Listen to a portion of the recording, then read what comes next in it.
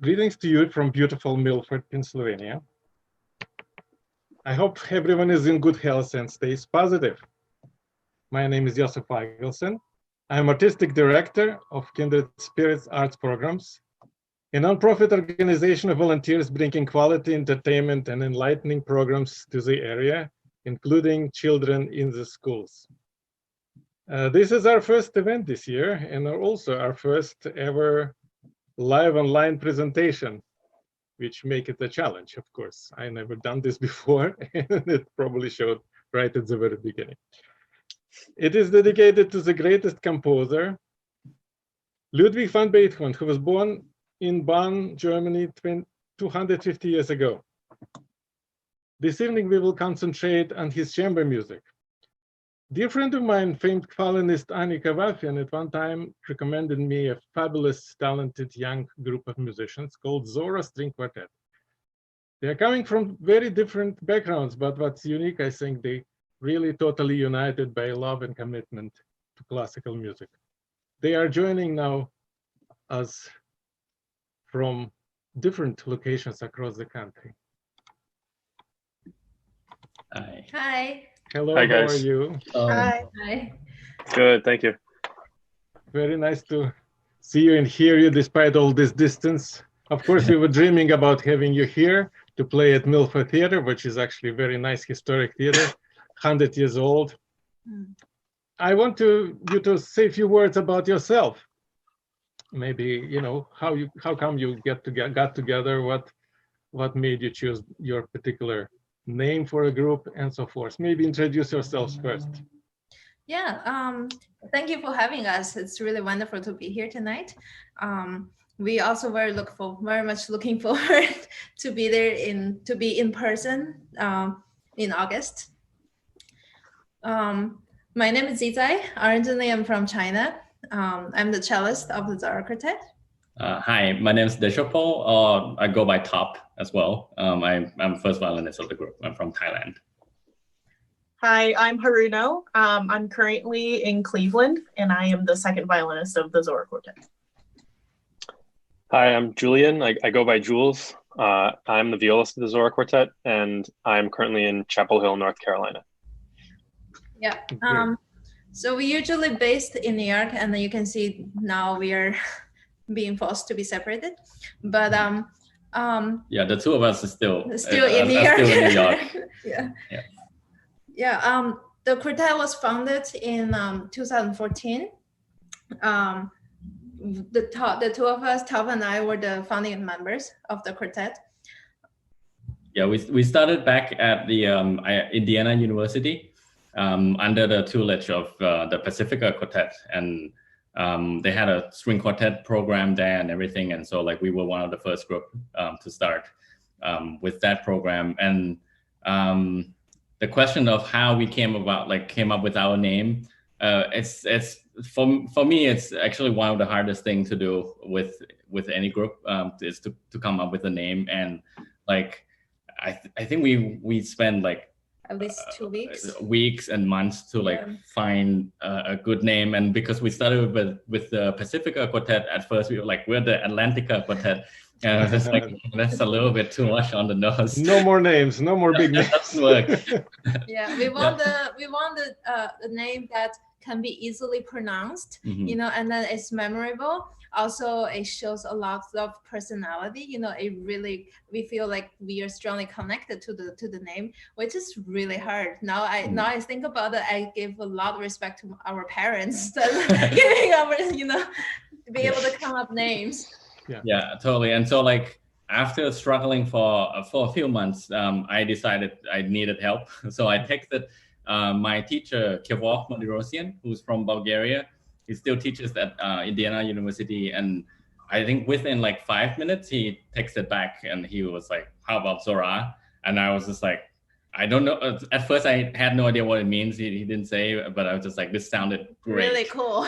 It sounds great. And I asked him what it means. And he said, it means like sunrise or dawn, stuff like that. Because he felt like we were just starting and, you know, we kind of like He bringing wants the us, sunshine. And then maybe, hopefully, we're coming up with a bright future. Yeah. So you're like, yep, that's the one. That's the one, yeah. Anyway, so I think that, of course, I mean, probably majority, if you would not put a stress on a A, would say Zorá, or what Zorá. worse, Zorro, maybe Zorro, which gives another impression. Though. He actually mentioned about Yeah. it too. Yeah. Okay, very nice. Let me first introduce you with music of Haydn. Yes, so before we do Beethoven, I think you have a fabulous recording of Haydn, and Haydn, we have an excuse here because Haydn was his main teacher. Yes. He had other teachers, but we will talk about that later.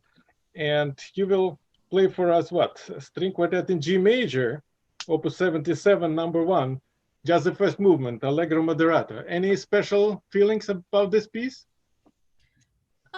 It's such a joyful piece, especially the first movement. He starts with this loud opening chord, but then all of a sudden the accompaniment goes into like this soft march-like character.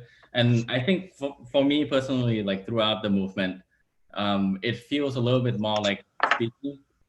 Like my part, especially if you listen from the beginning, the melody is more like kind of interrupted thoughts and gasps, and like rather than like a full out singing melody and things like that. And then we have that conversation going around between the cello and the first violin. There are a lot of conversations, and they will have a good opportunity to compare the teacher and his pupil. Yes, there you go.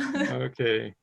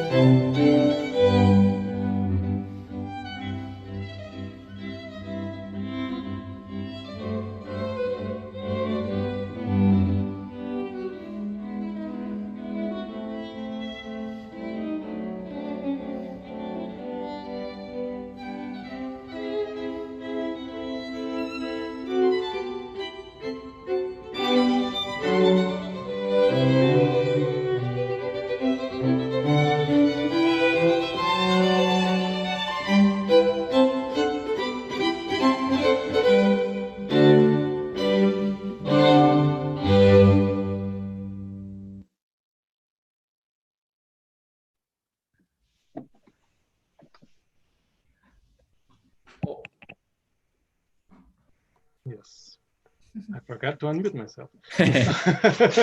Yeah, I was learning, still learning. Anyway, yes, but the crisp music and crisp playing, I always think about something in Haydn music is from apple. I don't know why it associates this fruit with me. It's so crisp, it's like a great apple. I cannot translate it why, but yeah, whatever, even, cello concerti, it's all so crisp and so perfect. The guy was just, he was real Papa Haydn. He was definitely a father of all the Viennese school, and whatever we had after him was just, I think, in his footsteps. But I want to say just a few words about Beethoven. First of all, he was studying with his father as a child. And in that respect, he was very much like Mozart, very, father who wanted to make his child famous and so forth, and family to, of course, have a good living, thanks to that. Both families started pretty much in the same sphere. And then, of course, I think mostly their situations were different because the personalities of these two composers were very different. You cannot compare Mozart to Beethoven. It was completely different. And the times were changing, definitely. And it's important to say he studied with father, then he studied with somebody called Gottlob Neefe, who was very good friend of the father's. Father was obviously, also known musician in Bonn. And that was his first real teacher, I would say, piano and composition. But then he was, of course, interested in studying with Mozart. And in being 17 years old, he went to Vienna and actually came to Mozart. And the legend says that he played for Mozart one of his concertos by Mozart. And Mozart stopped him and said, everyone plays my music, play something of your own. And when he started to play some of his own first opuses, he remarked to his wife, Constanza, said, no, this guy definitely worth attention. Anyway, but the story goes also that almost like next day, he received a letter from his father saying that his mother is gravely ill, so he had to return to Bonn.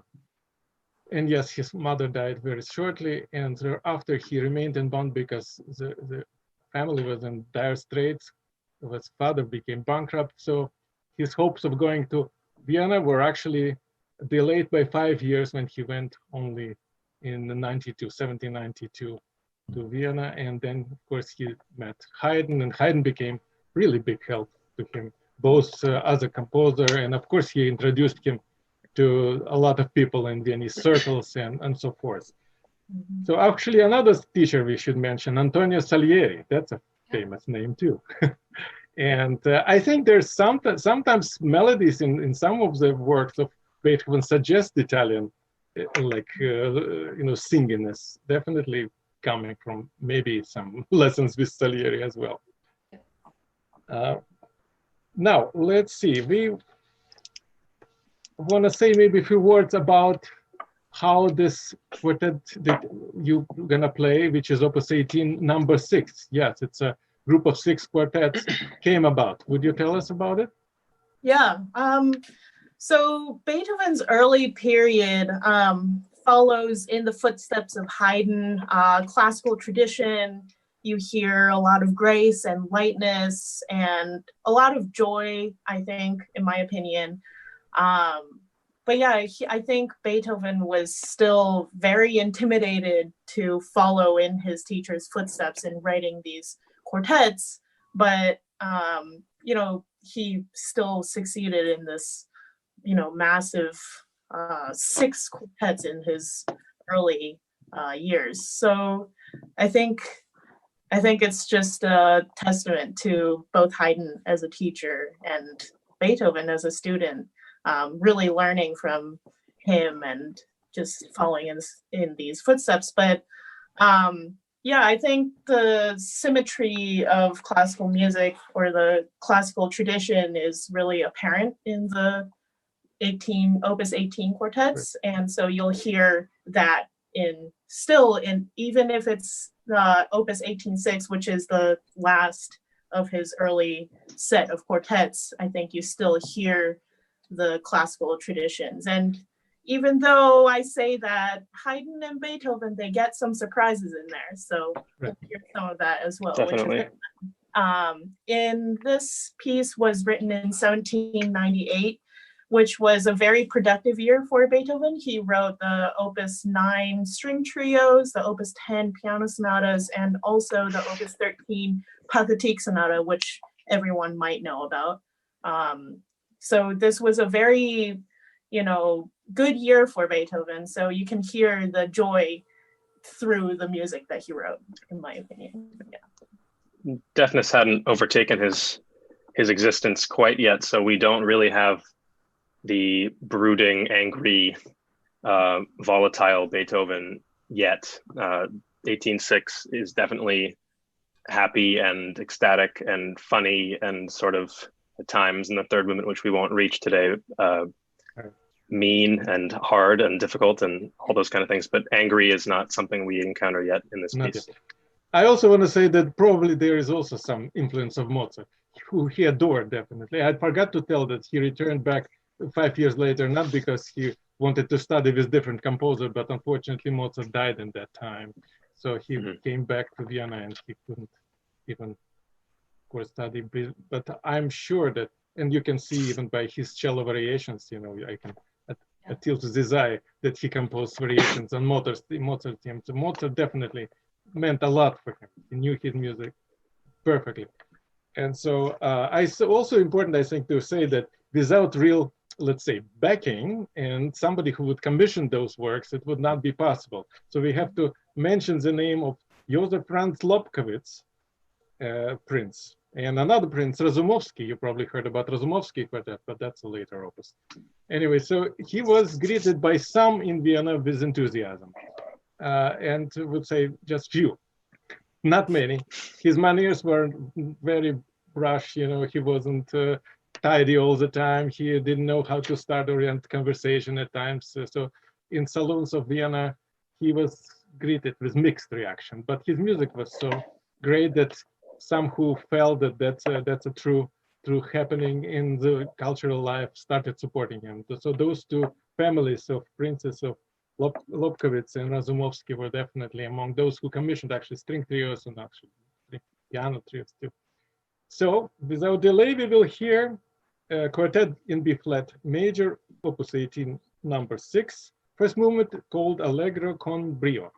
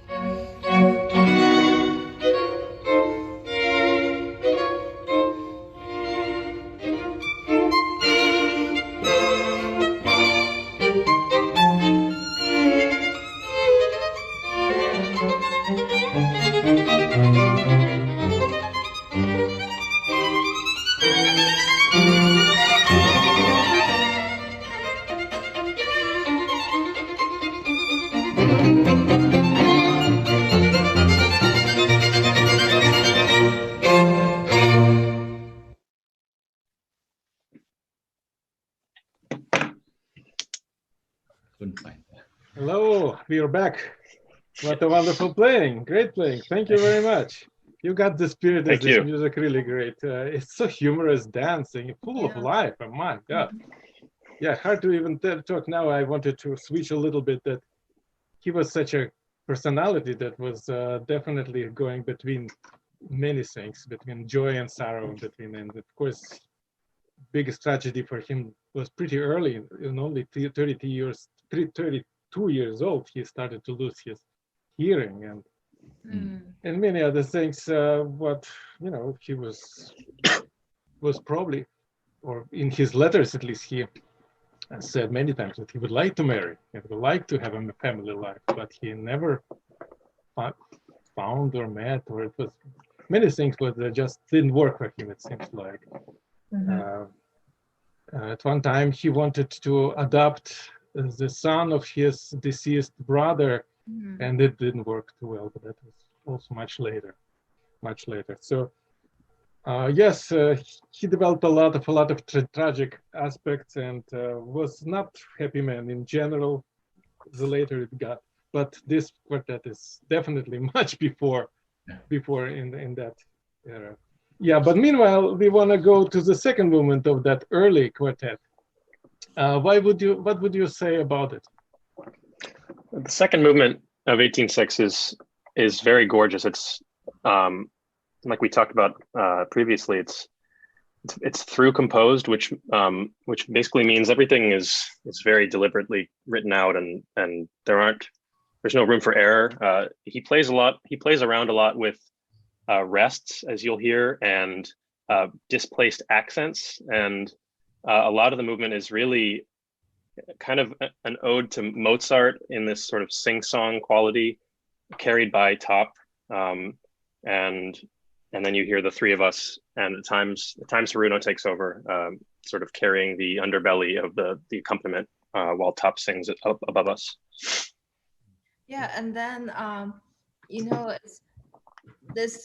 this whole Opus 18 was composed before his first symphony was actually composed. So you actually hear a lot of symphonic features in this movement, or the whole piece, if you want to say. But we always imagine that Top's line is sometimes, especially when he's playing an obligato line on top of Haruno, when the second violin take over the melody, and then we always think of an oboe playing.